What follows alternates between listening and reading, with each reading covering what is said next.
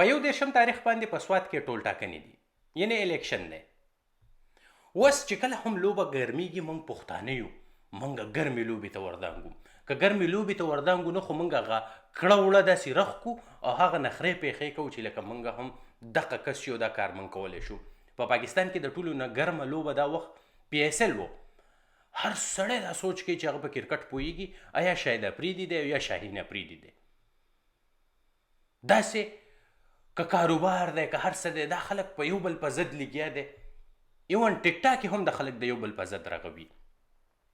نو د هر کار نه مخکې ځان تلل چې یاره زه دلته فټ کېږم او که نه، دا کار زه کولی شم او که نه، زه د دې لایق یم او که نه یم.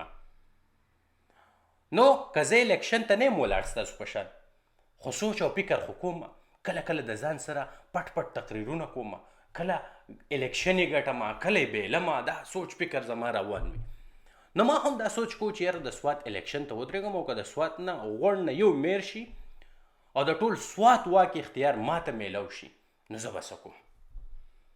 نو په دغه سوچ او فکر کې زه ومه او دا سوچونه فکرونه مې کول، خو اول مې ځان تلو چې یاره د سوات خلک خو په دروغ ووټ ورکوي.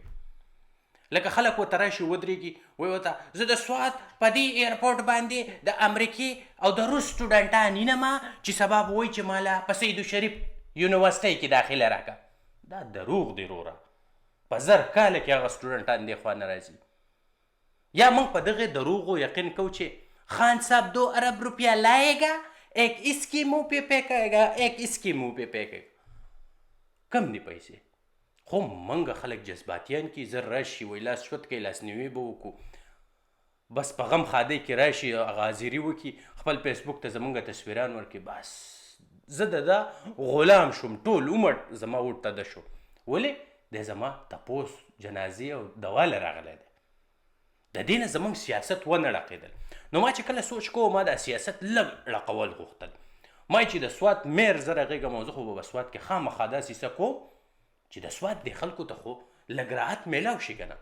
نو زما د ټولو نه اولنی نظر چې دی په کسټم چورو ګاډو ولګېد.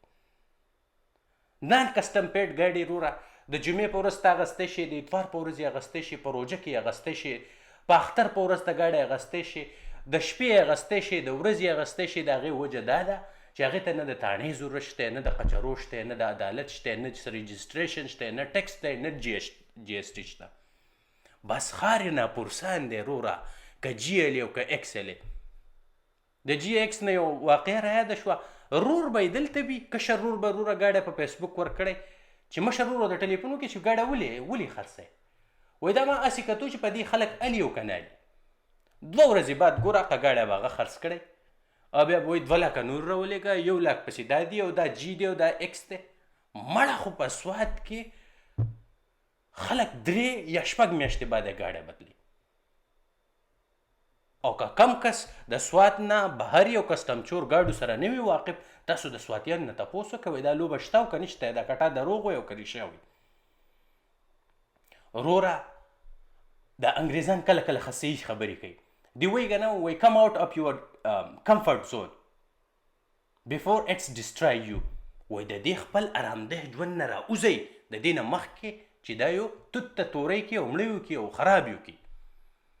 زمونږ دا سوچ دی، فکر دی چې بس ګاډی دی، ارامده ژوند دی، شیشې دي بري، AC او هیټر دی پکې لګېدلی او بس وروره په دې پوله وړه او بازار ته ځه.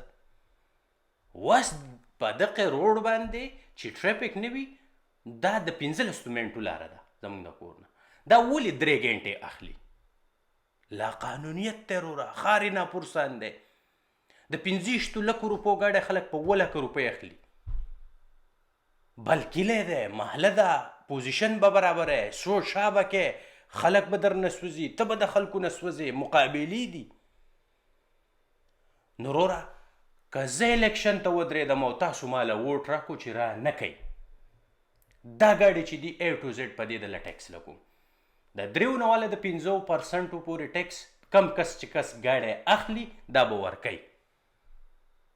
او چې ما الیکشن وګټو نو بیا دا زما ذمهواري ده چې دې له زه یو داسې دغه رخ کمه اداره رخ کم چې دغه ټیکس راټولئ او واپس یې په دې روډونو لګئ. دا کم هوا چې تاسو ګنده کوئ، د 40 کالو کس پې ویل شل وروره وایي دته فالج وشو، دته سټروک وشو، نو دغه هوا ده، دغه د راښکودلو ده، دغه خو زهر دی.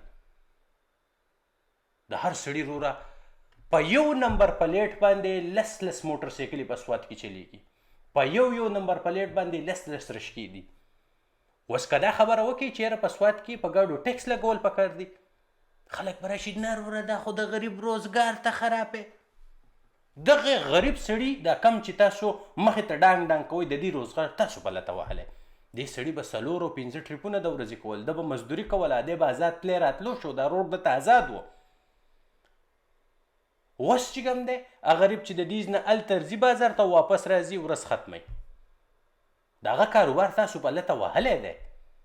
زه د هغو سره دومره ښه کولی شم د دغه غریبانو پسې چې دغه ټیکس به ورته کم هر یو ګاډی به د کال رجسټریشن ورکوي 50,000 خو زه ویم که یو دوه راسره ملګري شول هر یو کس به د کسټم چور 50,000 روپۍ کال ورکوي.